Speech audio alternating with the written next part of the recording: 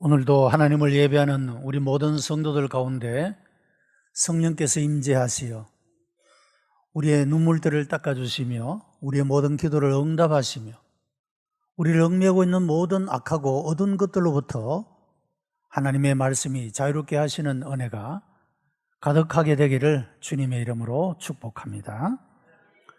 미국의 한 갤럽 기관이 미국 사람들을 대상으로 당신은 당신의 외모에 대하여 만족하십니까? 이런 설문을 했습니다. 남자들 중에 28%가 만족한다. 여자들 중에는 13%가 만족을 한다라는 대답을 했습니다. 두 번째 질문이 나왔습니다. 그러면 당신이 외모를 바꿀 수 있다면 바꾸겠습니까? 이 질문에 대하여 남자는 94%가, 여자는 99%가 바꾸고 싶다, 이렇게 대답을 했답니다. 이 설문조사 통계에 이 내용이 주는 시사하는 바가 무엇이겠습니까? 사람들은 어떤 모양을 가지고 살아가든지 간에 자기 자신에 대하여 거의 대부분의 사람들이 불만스럽게 살고 있다. 자기 자신에 대한 자존감을 가지고 살아가는 것이 아니라 자신감을 가지고 건강한 자아상을 가지고 살아가는 것이 아니라 스스로 자학하며 열등감에 빠져서 살아가고 있는 그런 삶의 모습을 여실히 보여주는 그런 통계의 결과라고 말할 수가 있겠습니다. 오늘 말씀의 제목을 자학을 버리고 라는 것입니다. 긍정적으로 말한다면 긍정적인 자아상을 가지자, 그런 말씀이 되겠습니다.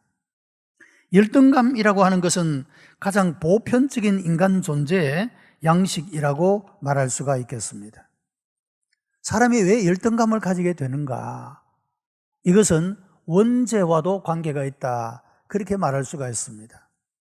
하나님을 떠나고 하나님 안에서 영원한 가치를 발견하지 못한 사람은 이 세상의 욕망에 붙잡혀서 살아가기 때문에 더 가져야 하고 더 많이 기다려야 하는 삶을 살아가기 때문에 사람들은 열등감 속에 또 스스로를 자학하는 이런 삶의 스스로를 내어버릴 수밖에 없다, 그렇게 말할 수가 있는 것입니다. 열등감을 일으키는 조건이나 이유는 우리가 직접적으로 책임져야 할 만한 그런 이유가 전혀 되지를 못합니다. 여러분, 우리가 가진 외모가 우리가 선택해서 가진 것이 아닙니다. 우리가 가진 성도, 우리가 선택해서 가진 것이 아닙니다. 태어나니 임시 집안에서 태어났고 태어나니 이런 얼굴을 가지고 태어났습니다. 우리가 책임질 이유가 없는 것이다, 이 말이죠. 오늘 우리가 문제를 삼는 것은 병적인 열등감이라고 하는 것입니다. 이것은 자기 학대를 낳게 되고 자기 학대는 결국 자기 인생을 파괴할 가능성이 많기 때문에 자학이라는 것, 병적인 열등감이라고 하는 것, 이것은 대단히 주의를 기울여야 할 문제가 된다라고 말할 수가 있는 것입니다. 여러분, 우리는 다 나름대로 인생을 살아가며 스스로에 대한 열등감, 스스로를 학대하는 자기 학대에 이런 감정들을 누구나 가지고 살아간다라고 하는 것이죠. 그런데 이것이 올바른 것인가? 내 인생에 대해서 올바른 반응인가 하는 것에 대해서 우리가 질문을 던져볼 필요가 있다라고 하는 것입니다. 오늘 본문을 통하여 두 가지 질문을 하고 대답을 찾고자 합니다. 첫째는 자기 학대가 왜 죄인가 하는 것이고, 또 하나는 어떻게 하면 우리가 우리 자신을 사랑할 수가 있을까라고 하는 질문입니다. 먼저 자기 학대라고 하는 것은 하나님의 창조를 무시하는 것이기 때문에 죄가 된다 할 수 있습니다. 이 세상에는 우리가 놀랄 만한 것들이 참으로 많이 있습니다. 그런데 그 중에서도 가장 놀라워할 수 있는 일은 바로 나 자신의 존재라고 하는 것입니다. 성 어거스틴은 그의 글 가운데 인간은 높은 산과 바다의 거대한 파도와 굽이치는 강물과 그리고 광활한 우주와 태양과 무수히 반짝이는 별들을 보고 경탄하면서도 자기 자신의 몸, 자신의 존재에 대해서는 경탄할 줄을 모른다, 이런 말을 남겼습니다. 여러분, 그렇죠? 우리가 광활한 우주를 생각만 해도 빛나는 태양과 무수한 반짝이는 별들, 여러분 아름다운 산야, 특별히 우리 사계절이 뚜렷한 우리나라의 모습들을 바라보면 참 하나님의 창조가 신비하다, 자연은 참 우리들에게 큰 신비로운 감동을 준다, 다 그렇게 느끼고 살아가고 있지 않습니까? 그런데 과연 이 모든 창조물들 가운데 가장 하이라이트, 최고의 절정으로 하나님의 글작품으로 만든 인간이라는 존재, 나라는 존재, 이 존재에 대해서는 얼마만큼의 감격을 가지고, 감동을 가지고 우리 자신의 존재에 대해서 감사를 느껴보고 있느냐 하는 문제입니다. 여러분, 세상에 아름다운 것들이 많지만 그 중에서 가장 훌륭한 작품, 가장 아름다운 것은 바로 인간 존재라고 하는 것입니다. 인간은 하나님의 형상과 모양대로 지음을 받았다고 말씀을 하고 있습니다. 폴 브랜드라고 하는 사람이 크리스찬 의사인데, 이 사람이 필립 얀시라고 하는 사람과 더불어 오묘한 육체라고 하는 책을 저술했습니다. 그 책에서 이렇게 말합니다. 우리가 놀랄 만한 것이 많이 있지만 우리의 탄생부터 놀라야 한다. 인간의 탄생, 이것은 기적 중의 기적이요 신비 중의 신비가 아닐 수가 없다. 정자와 난자의 만남, 단 하나의 수정란 세포에서 10조 개에 이르는 세포가 생성되고 거기에서 한 생명이 태어난다라고 하는 것입니다. 여러분, 생명 하나의 세포 속에 10조 개의 세포가 있고, 이런 10조 개의 세포로 만들어진 생명이 하나의 생명이다, 그런 말씀입니다. 세상에 경탄할 만한 그 어떤 것과도 비교할 수 없는 그야말로 오묘한 하나님의 신비로운 섭리가 있는 것이 바로 인간 생명의 탄생이다, 그런 말씀입니다. 여러분, 우리가 아이를 낳고 그 아이를 처음 바라볼 때 얼마나 신비롭습니까? 얼마나 사랑스럽고 얼마나 큰 감동이 있습니까? 아이를 품에 안았기 때문에 그런 감정을 느낍니다마는 한 걸음 더 이전의 단계를 생각해 보면 이 아이가 태어나는 그 생명의 탄생이라는 것 자체가 얼마나 신비로운 것이냐 하는 거죠. 그렇게 수많은 우연이라고 결코 말할 수 없는 그런 신비로운 과정을 거쳐서 하나의 생명이 태어난다. 이 사실을 생각하면 오묘한 육체에서 말하고 있는 바와 같이 하늘의 공간에다가 감탄부호를 다 채워도 부족하다 할 만큼 인간 생명이라고 하는 존재 자체가 얼마나 경탄할 만한 오묘한 것인가 하는 것을 알 수가 있다는 것입니다. 오늘 본문 시편 139편 15절에서 내가 은밀한 데서 지음을 받고 땅의 깊은 곳에서 기이하게 지음을 받은 때에 나의 형체가 주의 앞에 숨기지 못하였나이다 라는 말이 있습니다. 여기 형체라는 말은 프레임, 이 뼈대라고 하는 그런 말로 기록되어 있습니다.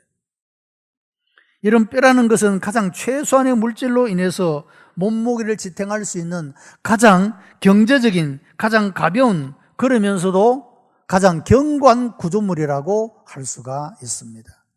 우리 몸의 많은 지체들 중에 뼈, 가장 효율적인, 가장 견고한, 일생에 사람이 걸어다니는 평균 거리가 지구를 2바퀴 반을 돈다고 합니다.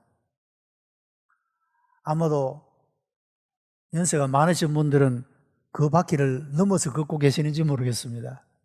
평균 그렇게 걷는다는 것이죠.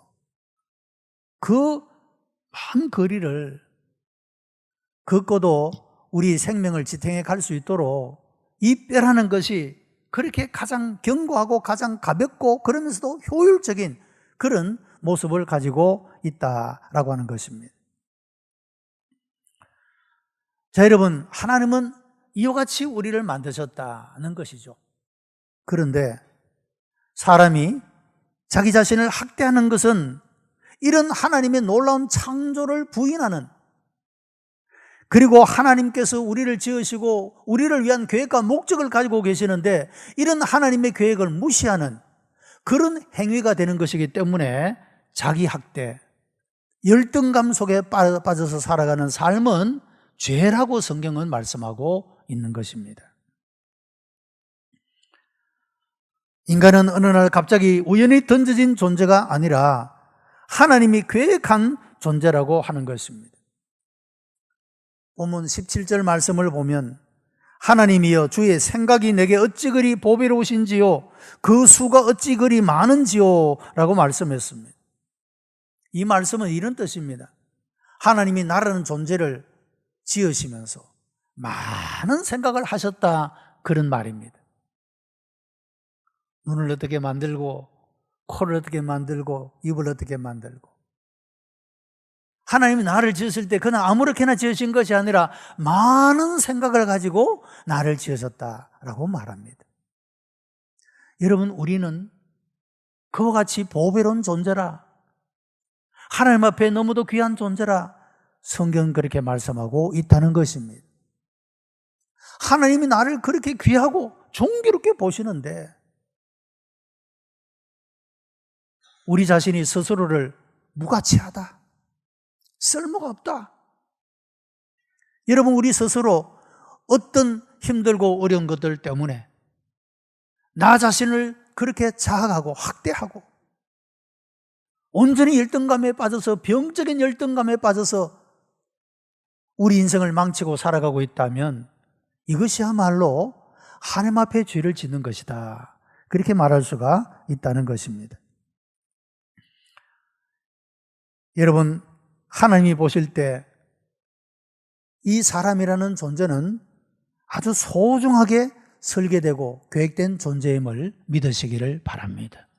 우리가 우리 자신의 눈으로 우리를 바라보는 것이 아니라 하나님의 눈으로 바라보게 되면 얼마나 보배로운 존재, 신비로운 존재, 귀한 존재, 존귀한 존재라는 것을 성경이 말씀하고 있다는 것입니다. 미국의 민족적인 민속 음악가 가운데 어빙 벌린이라고 하는 사람이 있습니다. 이 사람은 미국 애국가의 다음 가는 God Bless America라는 노래를 작곡한 사람입니다. 우리에게 더 잘 알려진 곡은 크리스마스가 되면 부르는 노래 있지 않습니까? I'm dreaming of white Christmas. 이 곡을 작곡한 사람이 바로 어빙 벌린이라고 하는 사람입니다. 이분은 1000곡이 넘는 곡을 작곡을 했는데 어느 날 이 기자와 인터뷰를 하게 됩니다.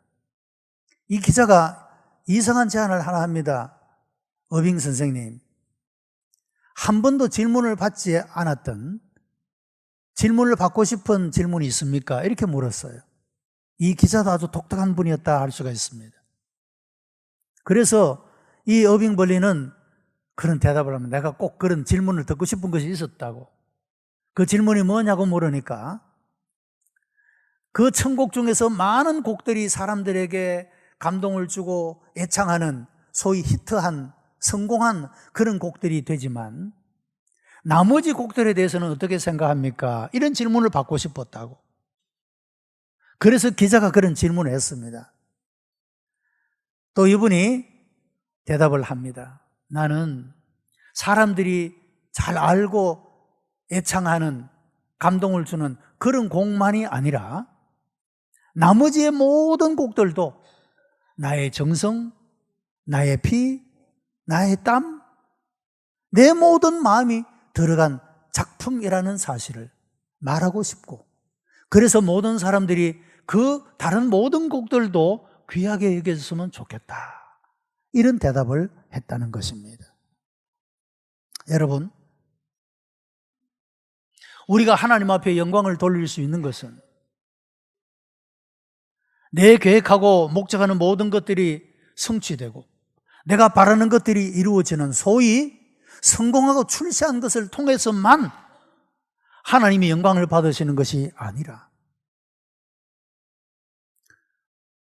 우리 중에 어떤 분들은 그런 성공과 성취를 이루어낸 분들이 있지만 하나님의 마음은 그런 사람들만 귀하게 여기는 것이 아니라 사람들이 별로 알아주지 못한, 사람들에게 주목받지 못한, 사람들의 관심에서 멀어져 있는 그런 사람이라 할지라도 하나님은 내 마음을 다하고 내 땀을 다하고 내 정성을 다해서 내가 많은 생각을 가지고 만든 나에게는 너무도 귀한 존재, 하나님은 우리들에게 그렇게 말씀하신다고 하는 것입니다. 내가 보기에도 참 부끄럽고 부족하고 연약한 여러분 그런 존재라 할지라도 하나님은 우리를 지으실 때 많은 생각을 가지고 지으시며, 비록 세상적으로 성공하고 출세하지 못하고 사람들에게 관심을 끌지 못하는 사람이라 할지라도 하나님은 우리를 존귀하게 여기시고 마음을 다하여 하나님의 정성을 다하여 우리를 만드셨다라고 하는 사실입니다. 여러분, 이쯤 되면 우리가 얼마든지 자존감을 가질 수가 있지 않겠습니까? 우리가 왜 우리 스스로를 자학하고 학대하고 열등감에 빠져서 우리 인생을 망치고 살아가는 삶을 살아가야 되겠느냐, 그런 말입니다. 여러분, 우리의 삶의 과정은 어려울 수도 있습니다. 내 마음에 안 들 수도 있습니다. 내가 바라고 원하는 것들이 이루어지지 않을 수도 있습니다. 그러나 여러분, 이 모든 인생은 그저 과정일 뿐입니다. 우리의 종국적인 상태는 하나님의 나라이고 그 나라에는 모든 바라는 것들이 이루어진, 모든 기대하는 것들보다도 더 이상으로 성취되는 곳, 여러분 그곳이 바로 하나님의 나라인 줄로 믿습니다. 우리의 종국적인 우리의 삶의 상태는 바로 그 하나님 나라의 영광을 얻게 되는 그런 존재로 서게 된다라고 하는 것입니다. 그러므로 우리의 삶의 과정에서 여러분, 우리 스스로 마음에 들지 않는 우리의 삶의 모습 때문에 좌절하거나 낙심하거나 절망하지 않고 그 삶 때문에 나 자신을 학대하고 열등감에 빠져서 살아가는 존재가 아니라 하나님이 나를 귀하게 보시고 다른 성공하고 출세한 사람들과 같이 나를 존귀하게 여기신다는 사실을 생각하며 우리 자신을 하나님 앞에 세워나가는 그런 우리 성도가 되시기를 바랍니다. 어떻게 하면 나를 사랑하며 살아갈 수가 있을까? 그것은 감사하며 살아가는 것입니다. 시편 139편 14절에 내가 주께 감사하면 나를 지으심이 신묘막측하심이라 주의 행사가 기이함을 내 영혼이 잘 아나이다 라고 말합니다. 영어 번역을 보니까 fearfully and wonderfully 그렇게 말씀을 합니다. 하나님이 나를 아주 신비롭게 깜짝 놀랄 만한 그런 존재로 나를 지으셨다라고 말씀을 하고 있다는 것입니다. 여러분, 세상이 창조된 이래로 많은 사람들이 이 땅에 태어났고 사라졌고 앞으로도 많은 사람들이 태어날 것이고 또 살아가게 될 것입니다. 그런데 여러분, 나라는 존재는 이전에 있었던 모든 생명, 앞으로 태어날 모든 생명 그 중에서 유일한 존재입니다. 독특한 하나님의 작품이다, 그런 말씀입니다. 그래서 시편 기자는 감사하고 있는 것입니다. 자신의 존재가 얼마나 경이로운 존재인가에 대해서 깨닫고 하나님 앞에 감사하는 그런 마음을 가지게 될 때 그는 그 인생을 긍정적으로 살아갈 수 있는 힘을 얻을 수 있게 되었다라고 하는 것입니다. 또 하나는 하나님이 내 인생의 모든 삶들을 인도하신다고 하는 믿음입니다. 우리는 우리 자신을 사랑할 수 있는 또 하나의 중요한 비밀이 우리의 일생에, 우리의 출생의 날로부터 하나님 나라에 이르는 그 모든 순간까지 하나님의 인도함을 받는 삶이 된다는 사실입니다. 시편 139편은 6구절씩 4문단으로 나누어집니다. 그리고 각 문단마다 중요한 주제어를 가지고 있는데 첫째 주제어는 전지하신 하나님이십니다. 하나님이 내 모든 아픔, 슬픔, 눈물, 연약, 부족함 이 모든 것을 아시는 분이시다. 그리고 그 하나님은 편재, 무소부재하신 하나님이시다. 언제나 어느 곳에나 계시는 분이시다. 세 번째는 하나님은 전능하신 분이시다. 모든 것을 하실 수 있는, 못하시는 것이 없는 분이시다. 네 번째는 하나님은 심판하시는 분이시다. 판단하시는 분이시다. 라고 이렇게 말씀을 하고 있습니다. 여러분, 이런 하나님, 전지하신 하나님, 무소부재하신 하나님, 전능하신 하나님, 심판하시는 그 하나님을 나의 하나님으로 믿고 내 인생을 의탁할 수 있다는 자체가 얼마나 큰 복이 되느냐 하는 말씀입니다. 그 하나님이 내 인생의 삶을 인도하시고 보호하시는 이런 하나님의 은혜 안에 우리가 살아갈 수 있다는 것 자체가 얼마나 감사한 일이냐 그런 말입니다. 그래서 시편 기자는 마지막 기도를 이런 말로 마칩니다. 하나님이여 나를 살피사 내 마음을 아시며 나를 시험하사 내 뜻을 아옵소서. 내게 무슨 악한 행위가 있나 보시고 나를 영원한 길로 인도하소서. 참으로 아름다운 결론입니다. 영어 성경을 보면 아주 인상적인 동사가 나옵니다. 나를 살피소서. search me. 하나님이 나를 살펴달라는 것입니다. 나를 시험하사 나를 경고케 하시기 위하여 나를 시험하소서. try me 혹은 test me라고 말합니다. 그리고 내 인생의 걸음을, 내 인생을 인도해 주소서. lead me. 그렇게 말씀을 합니다. 뿐만 아니라 시편 138편 8절에서는 여호와께서 내게 관계된 것을 완전케 하실지라고 말씀을 합니다. 여러분, 하나님은 우리와 관계되는 것들을 완전케 하시는 분이십니다. 내 인생을, 내 연약한 인생을 완전케 하시는 분, 나와 관계되어 있는 내 사랑하는 가족들, 내가 육신을 가지고 살아가며 감당해야 될 일들, 사업과 직장, 나와 관계된 모든 것들을 완전케 하시는 분이시다. 우리의 영혼, 우리의 육체, 우리의 모든 삶과 관계된 모든 것들을 완전케 하시는 분이시라고 말씀하고 있는 것입니다. 오늘 예배하는 여러분들이 내게 관계된 것들 완전케 하신다고 하는 이런 하나님의 은혜를 체험하게 되기를 바랍니다. 그 하나님이 내 일생의 삶을 인도하시고 나를 시험하시고 나를 살피시고 나를 주의 뜻 가운데 살아가도록 역사해 주시는 그런 하나님을 우리가 믿고 의지하며 살아간다는 자체가 얼마나 큰 행복이냐 하는 것입니다.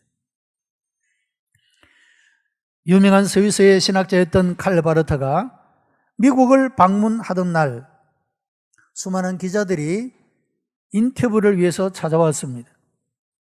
당신이 세계적인 신학자가 되어 일생토록 신학을 연구하고 그렇게 일생을 살아왔는데 당신이 발견한 가장 위대한 신학이 무엇입니까? 라고 질문을 던졌습니다. 여기에 대해서 칼 바르트는 굉장히 단순하게 대답을 했습니다. God loves me. This I know. For the Bible tell me so. 하나님이 나를 사랑하신다고 성경에 기록했어. 이것이 세계적인 가장 위대한 신학자, 그 일생토록 신학을 연구하며 살았던 칼 바르트가 당신이 발견한 최고의 신학이 무엇입니까? 라고 물을 때 하나님이 나를 사랑하신다는 거. 이 발견이 나의 신학의 최고의 절정이라고 고백하고 있다는 것입니다. 여러분의 믿음의 삶에서 여러분이 경험하고 여러분이 발견한 하나님의 은혜의 최고가 무엇입니까? 최고의 하나님의 은혜가 무엇입니까? 우리도 그렇게 고백할 수 있게 되기를 바랍니다. 하나님이 나를 사랑하신다는 것. 이것이 내가 경험하고 내가 발견한 최고의 하나님의 은혜라고. 오늘 이 시간 예배한 우리 모든 성도들이 이런 하나님의 사랑을 발견하시기를 바랍니다.